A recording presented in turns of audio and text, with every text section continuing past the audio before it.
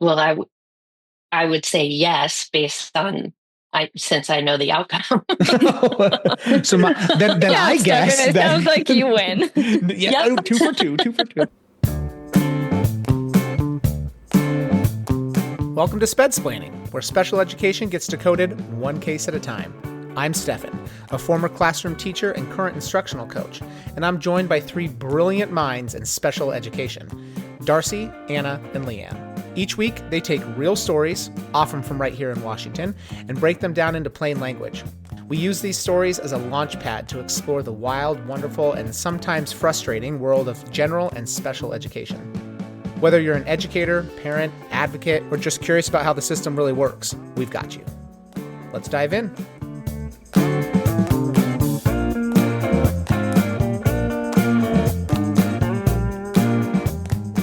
So I think this case is about behavior and discipline, but it is actually listed under native language. So just a disclaimer on this one. Some of this is kind of hard to hear. It's a heartbreaker for sure.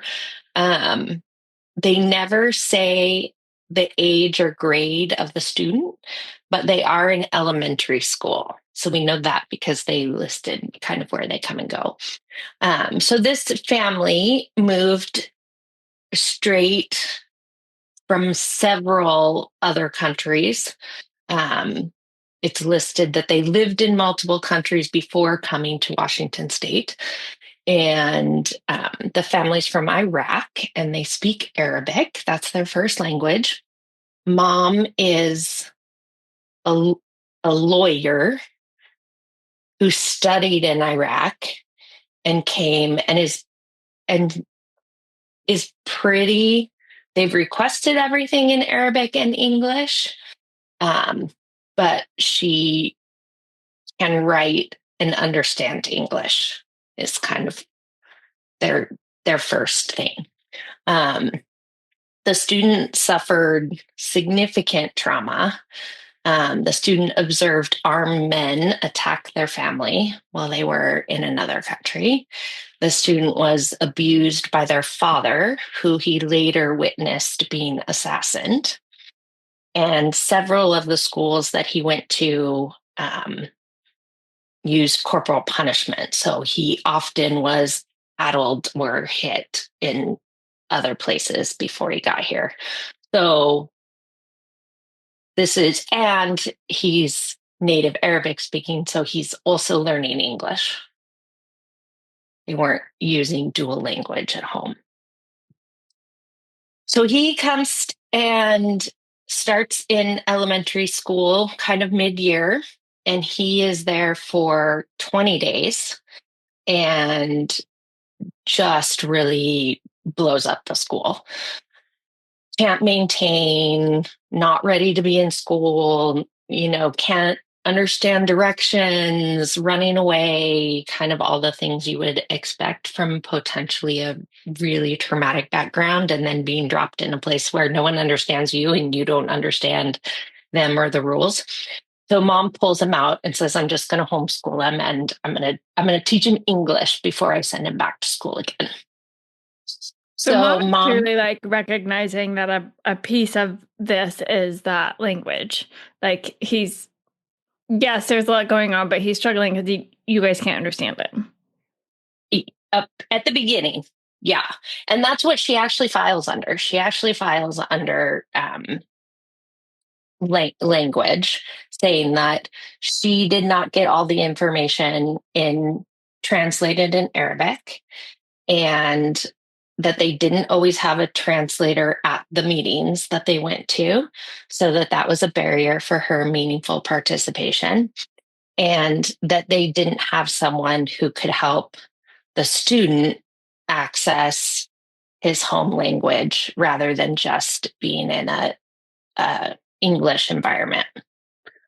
Without giving too much information on where this is, do you think this is in a spot where the school would have pretty ready access to someone who could translate into The school Arabic? does not have access to someone who can translate. Gotcha. So when the school does try to do it, they call somebody on the phone. If you've been on some of those phone translating meetings, right, where it's going through a speaker kind of situation. And she also has a sister. So sometimes she would bring the sister to the meeting, and the sister is fluent in both. And so if there were any questions or anything, she would try to kind of clarify any questions that they had. And sorry, I know you said this isn't the bulk of the case, but I just want to clarify before we move on.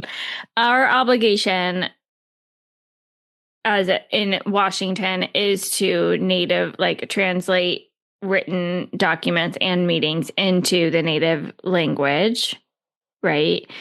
And but you also mentioned not always having someone at the school for the student. I know, like an ML, like they have to run an ML program, but are we obligated to have a translator for a student or an interpreter for a student? No, we're not obligated to have an interpreter for the student.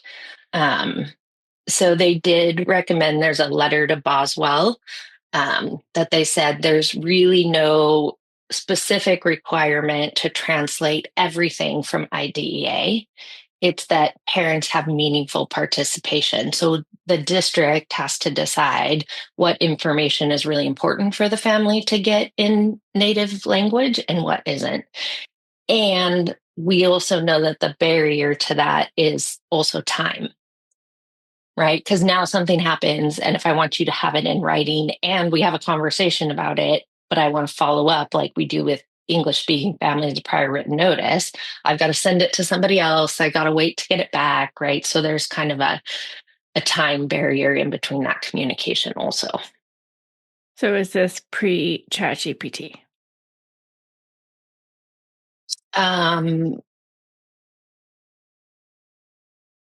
No.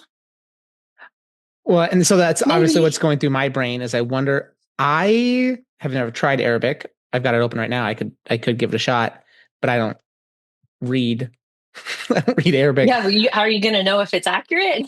Which, for the record, is what I tell people all the time: always run this past a native speaker. And so, like, even if you are using an AI tool to translate something into another language, you should run that past a human just to verify it. Though it does a really good job with. Here's the catch: certain languages. The one that I've gotten feedback on from a native speaker that it doesn't do really well on is Vietnamese. But it does really well with Russian, Ukrainian, German, Italian, Spanish. All of those languages are like Germanic or Romance languages. Arabic is so different. I wonder how well it would actually do.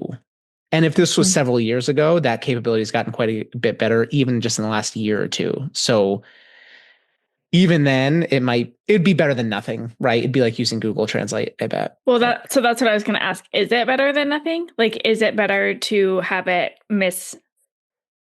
So they did translate some documents. They didn't translate. So the kids in those 20 days that the kids at this elementary, they immediately start an evaluation, right? They place them in a intensive classroom.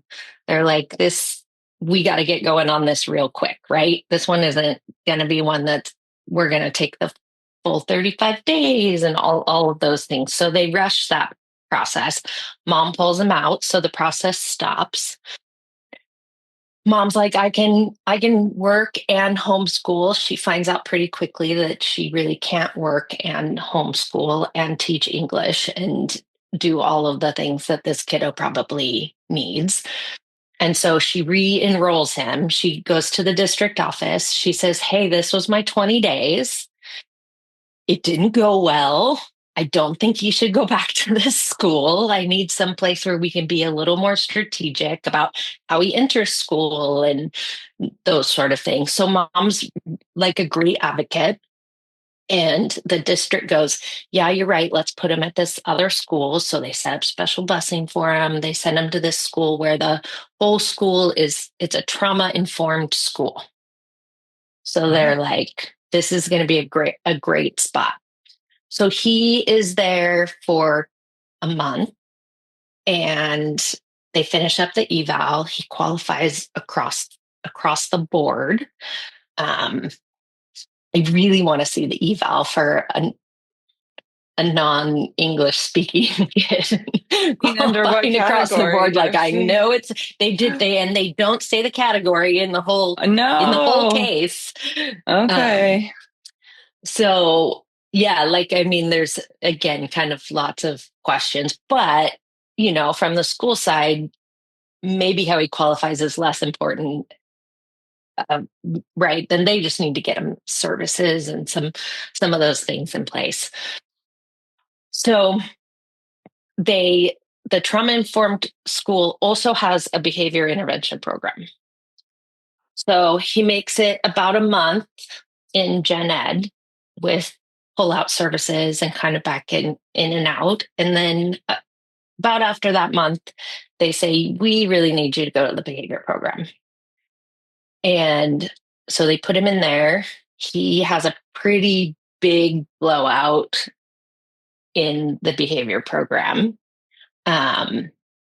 Is hitting teachers, kicking people, throwing chairs, all the things. And so mom gets him placed with WISE and gets him placed in the BEST program. And the BEST program is at Sacred Heart, and it's a 5-week intensive kind of regulatory, like get the kid regulated and then back to school. So he's there for the full 5 weeks. They figure out medication, they make recommendations, and release him from BEST. Can you explain WISE and BEST for people? Yes, I think I can. WISE is wraparound intensive services, and so Which that's we've talked a little bit about before. Yeah. Okay. And right? so that's kind of a community partnership. So they have a family support person, they have a kid support person. There's like a case manager that kind of oversees it all. And there's monthly meetings that schools invited to join for case managing. And yeah. So it's an intensive program that supports outside of school. And then BEST, somebody Google that for me because I don't remember what it stands for. Beginning Educator Support Team. That's probably not it. No, not that one. That's what I was thinking too. I'm like, what's BEST? BEST is a behavioral stabilization program. It's kind of counts as an evaluation. Like, what do we have going on with this kid? They are able to they have physicians and psychologists and counselors and all of that. So it's a pretty intensive hospitalization around behavior. How'd I do, Anna? I am trying. I think that's great. I am trying so hard to look it up, but I am finding the most Sacred Heart of Jesus and like all of these devotional Catholicism things when I'm typing in best Sacred Heart. Sacred Heart. Yeah. Yeah. It's not helpful. I even found the Providence website and I cannot find best on there. But yes, I think what I have for the kids that I have worked with that have been to best, or that's been a conversation, med management is a really big like draw for it, I guess, because it is intensive supervision, stabilization with doctors, like testing, is this medication actually doing what we want to do? If not, let's pull you off. Let's try a different one. So it's rather than like a typical doctor, right? When you try meds, you go home for 4 weeks and parents report back how it's gone. In this situation, it is like we are monitoring every moment of every day to figure out if this is actually helping your brain or not. Yeah. And that time it's at the hospital. So it's like a residential setting. So usually they'll stabilize the kid and get the medication figured out. And then they'll make a recommendation for whether they go to a different residential program, because they don't do that long term. So you'll also see kids kind of flow that direction as well. So the kid finishes up and he comes back. He goes back to the behavior intervention room, and he's there for like 20 days and then school's out. Oh, So he hasn't been in school much. They don't have ESY IEP for him. So he spends the summer away from school. He comes back, and the second day of school, he is suspended. And from the second day of school to October 16th, he is out of school several days under an emergency expulsion. He has a suspension and he has in school suspension. So we don't really know how much time he spends in the behavior intervention classroom. And the emergency expulsion for exceptional misconduct, they don't say what it is. And it says that the duration is unclear. Again, this is just one more time. This needs to be a video format for the podcast so you can see all of our very confused and questioning faces. We're all going, that's just kind of nothing, right? Like there's no information there on what actually happened and why he's out. Yeah. And we've talked about this before, Stefan, so I'm sure you remember there are regulations for how many days a student on an IEP can be out of their placement. Yes. So 10 days before you hit the manifestation determination review, because now you've officially changed placement. So MDR. Good job. You just said the letters that I just give me credit, man. 10 days and an acronym. That's a win. So the second day of school, we can assume in Washington is at the very latest first week of September, I would say. Right after Labor Day. Yeah. Yeah. September 4th. They had that one documented. And then, so that's multiple different forms of removal in 6 weeks. Yeah. Yeah. And an emergency expulsion, which I know the laws have changed semi-recently, but there's a timeline on an emergency expulsion. Right. And now, if he was in elementary, I would guess they wouldn't even be able to do that. Yeah, That's which is new, Stefan. Stefan. I can't suspend or expel under third grade. Did that take effect last year or was that this year? I think the rules went in effect last year and then they changed the language, but it was final this year. So 24-25 school year, 25-26 this year. Okay. Last year it was in temporary standing and now it's permanent rules. But even then, you, like pre last school year, you had to meet and then convert it, didn't you? Like even if he's, say, a fourth grader, you still have to convert it.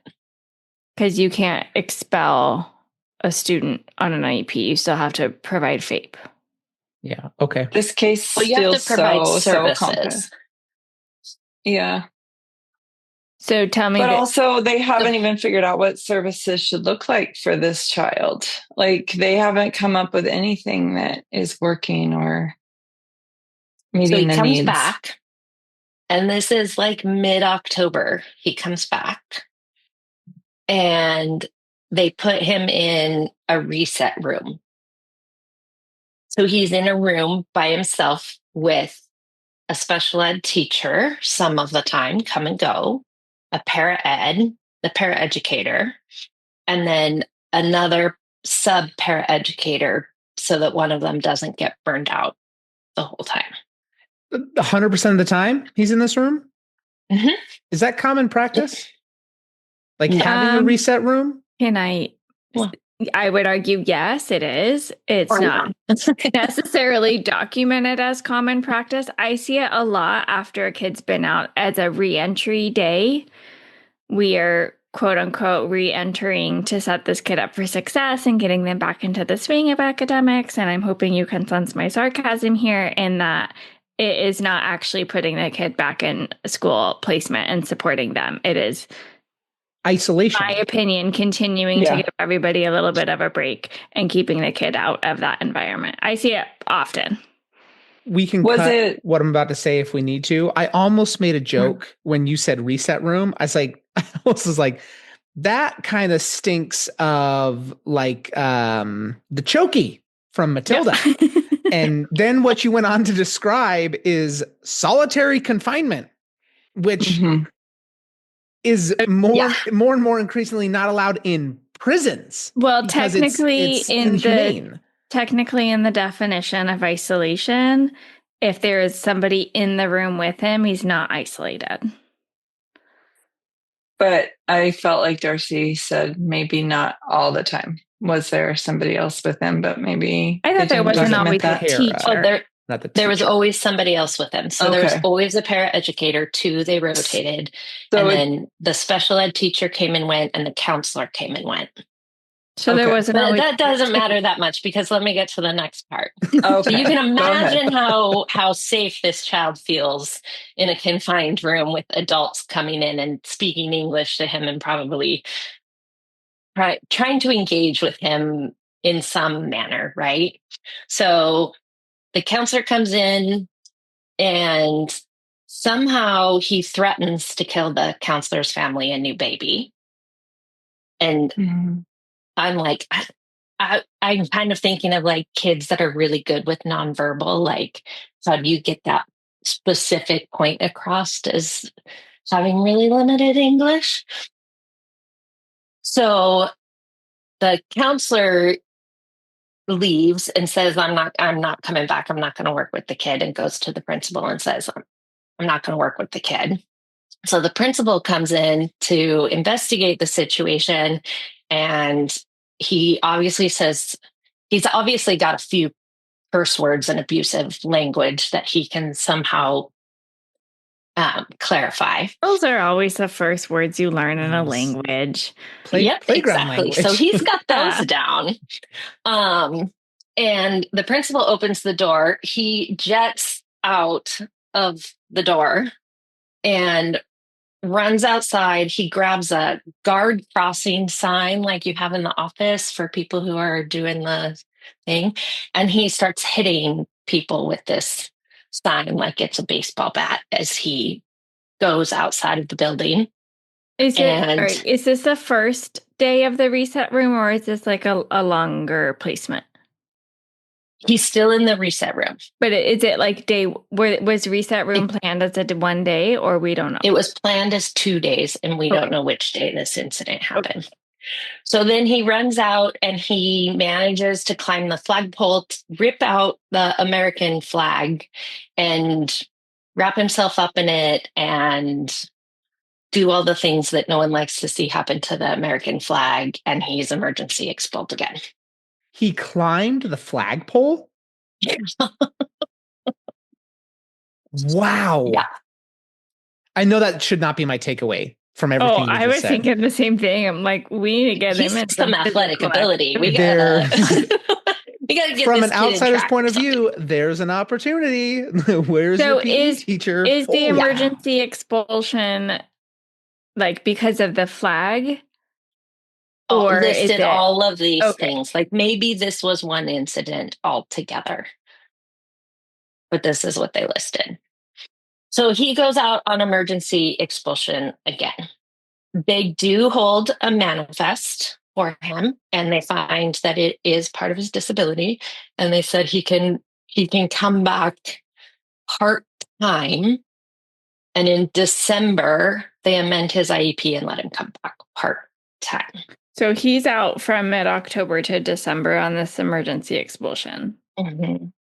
Were they providing, interim services? Okay. I don't know. So they're probably like just under that. Isn't it a 45-day timeline? For the interim placement? Mm-hmm. Yeah. Yeah, they didn't file any of that, so I don't know if they were using the interim alternative placement as that because it wasn't listed. But so then in January, after the holidays, they start an FBA, and they finish the FBA the end of January. And then 2 days later, he's suspended again for hitting another student. with some injury. I don't know, like hitting another student with some injury. Is that a bloody nose? Was that like, I don't know. So then the parent files due process. And she files the due process in Arabic and English, and primarily makes it around she's had limited access because of language. And she requests a residential placement as the remedy. So that's interesting. A question I have is like, could the filing under native language be like, we don't necessarily have the evidence to say this other stuff was wrong, but I know that they didn't do this one piece, so they can get in trouble here. So that's why I'm going to file it Sometimes. Yeah. Yeah, we always say with these cases, you never really know the real problem. And yet I feel like we know the real problem with this one. And that's why I said it's filed under native language, but it's not native language. But then, like, just hearing the native language piece, I haven't always had access to native language. The then requested remedy of residential doesn't match that to me. Yeah. Yeah, I agree. So I think you see like what the intention from the parent was, and then, or what they want. And then they're trying to find the legal loophole that would have the court give them that.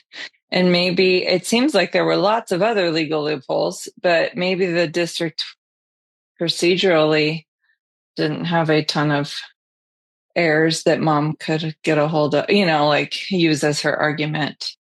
Well, and I mean, I know she's a lawyer, but she's also not in her native country. And so imagine trying to navigate. Well, we don't know what type of law. I mean, there's so many types of law out there. Right. I'm just thinking the brain to work in law, regardless, you're probably detail oriented, you're studious, you're hardworking, and so I would think those are skills that are going to translate. But if she herself is learning English and then trying to navigate the beast that is the American education system in something like this, I wonder if it's also a case of she just doesn't know all the opportunities in front of her or things that she could go after. I am curious how she knew that she could she be working like with a like a regional advocate or something that was like, hey, you need to file due process? She's working with WISE through all this. Right. So she does have help. I think another piece to know about this case is this was before the school had the burden of proof. Okay, but I just feel like she has a FAPE argument here. So it's surprising that she didn't go after FAPE. So what do you think the judge did? Would the judge be bound by kind of what Anna just said? You filed under native language. A residential is not an appropriate remedy for a native language issue. So I am legally not allowed to recommend residential, even if that's an appropriate setting for this student. You see what I'm asking? Mm-hmm. I do see what you're asking. So, for lack of a better term, would the judge be handcuffed to the filing? Well, I would say yes, based on since I know the outcome. So then yeah, I guess it sounds like you win. Yeah, yep. 2 for 2. Yeah. So this kid is not going to residential because this kid of the is filing. not going to residential. I mean, eventually the school might have to come to the terms on their own that they cannot provide FAPE, but I could see how that wouldn't be the verdict for this filing. But I also understand that this parent went to college in English, and it's difficult sometimes. It's more nuanced than people think to know whether, what needs to be translated, what doesn't. based on not do they have proficient English, but do they understand the nuances of educational language and like, just conversational language. And I bet though that they sent the prior written notices and stuff in the parents' native language. So I wonder if they met that burden. So the judge says that they did meet their burden because the parent participated. They did not translate the IEP, prior written notice, FBA, any of the IDEA documents into native language. That they did the default of like the things that stay in every single IEP and FBA and that you can translate those. They translated those, but they didn't translate any of the personal information about that actual child. But mom came to all the meetings and she always had her sister or wise at the meeting. And they talked about how they often spent time deep diving into a word, like what is a behavior classroom, and really talking about what that looks like. And so the judge said, yes, she had meaningful participation, and the district does not have the obligation to translate everything that goes home specific to an IEP or under IDEA. The judge said the district does not have an obligation to send the child to residential, and the judge ordered 80 hours of comp ed. So what's the basis then for the comp ed? That some of the time they didn't have all the documentation of when he was removed from class. Oh, okay. So they calculated the times where there wasn't documentation, like at the beginning where they said they couldn't find like how many days they put him on that emergency expulsion, but didn't come back till November or something. So counted some of those days into the order. So no procedural errors. Nope. But did they talk about FAPE? They did not, other than saying they did not fail FAPE based on what was presented, that the school was doing the best they could with what they had, and they followed their procedures.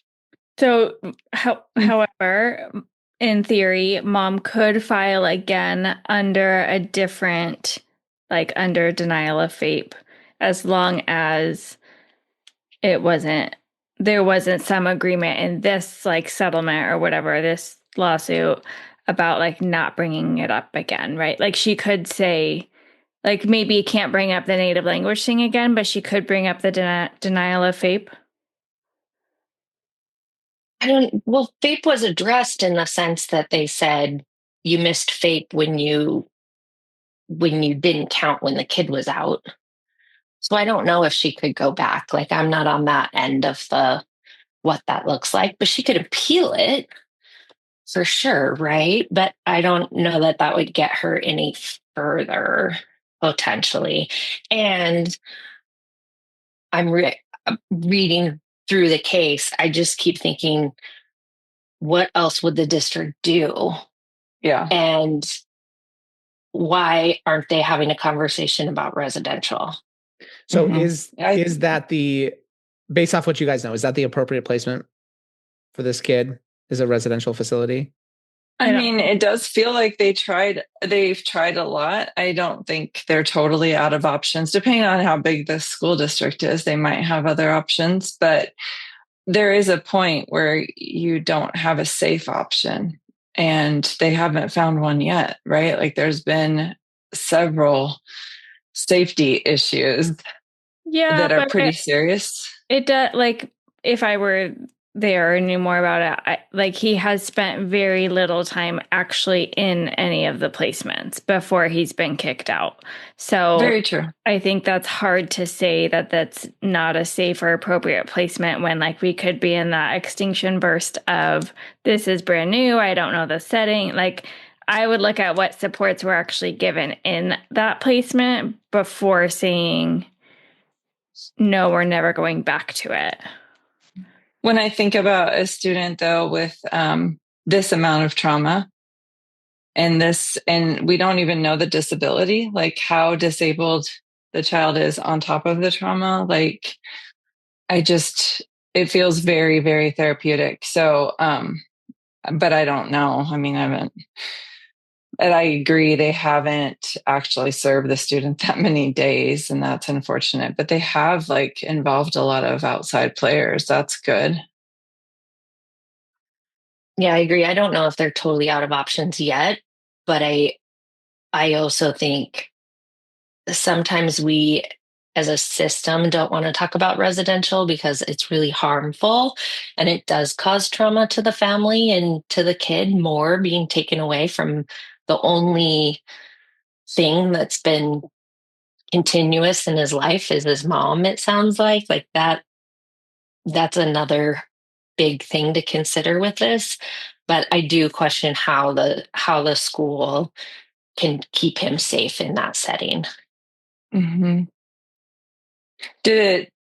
I wonder if other kids that got hurt along the way, at least one of them, if the parents filed something there too, like a restraining order, and it starts to just get to be this huge beast. It is also like you kind of started this with saying that that is labeled as a trauma-informed school. And I was wondering, what does that mean? Like All schools should be trauma informed. Yeah, who is calling it a trauma-informed school? How did they get that name for themselves? Because being suspended on the second day of school,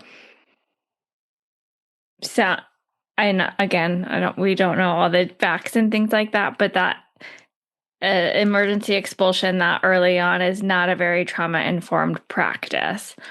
So that's an interesting take on the school setting. Yeah.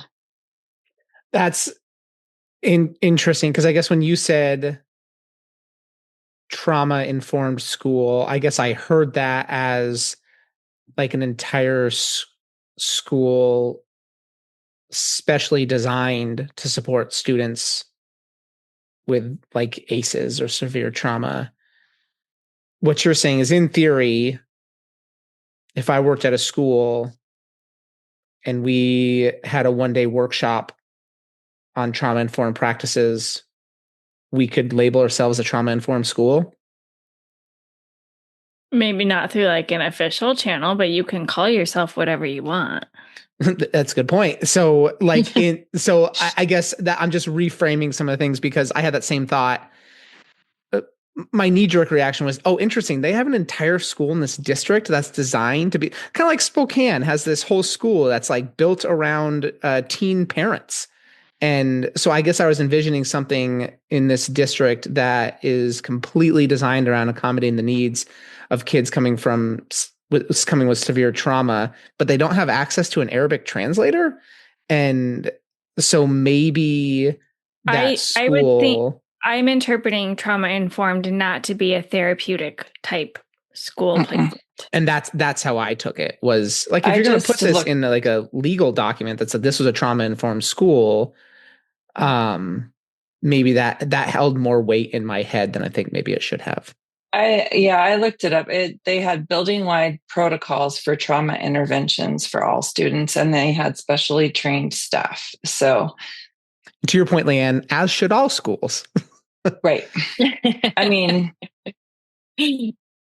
that's not exactly a therapeutic setting, though, which kind of sounds like how it might have been framed, but to the parent even. But that's just interventions, which is more like a tier 1, tier 2 kind of thing. But this is not a tier 1, tier 2 kind of kid. This is trauma that none of us could imagine, and that has probably significantly shaped this child's brain. And even the best program, wasn't able to fully meet his needs, right? Or their needs. I would not say that. I don't think he was taken out of the best program early. But the best program, again, this is based off of my very limited interaction with the best program. He stayed through the whole time, but then was not recommended for a more intensive placement. So to me, that means they interpreted him as being like stable and ready to return back to his previous placement. Because they can say he's not ready, he should go to a residential, or we want to pass him on to a clip or something else. I mean, so he returns to school, and the best program identified that the student's behavior was not yet stable. Oh, right. Okay.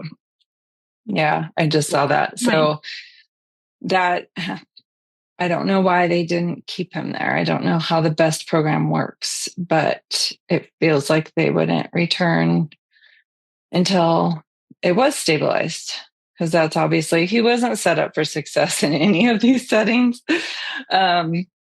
Just with the language. But the best program's not going to keep kids longer than their set amount. Is that how it works? Okay. Yeah. So it's a medical model. It is an eval process. Okay. And yep, you got 5 weeks and you're back. Okay. Yep. So that, like, from that, I don't know what the recommendation was other than saying he's not stable, but like, if you as a district leader got that back from the best program, I guess I would assume that you would, as a team, sit down and relook at placement, like look at eval again. How can we best serve this kid? Yep, I would agree.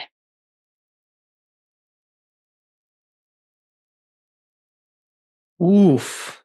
Very, very sad story. I agree that I don't know that public education. This is a hard one. Yeah. I mean, it's super tricky to come up with programming for a student with all of these needs, but also I just don't want to have students to have to live through such things. It's just really tough.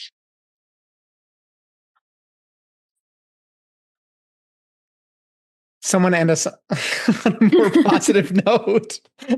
we can on a positive note, I think that the district tried to bring him back and it didn't work well.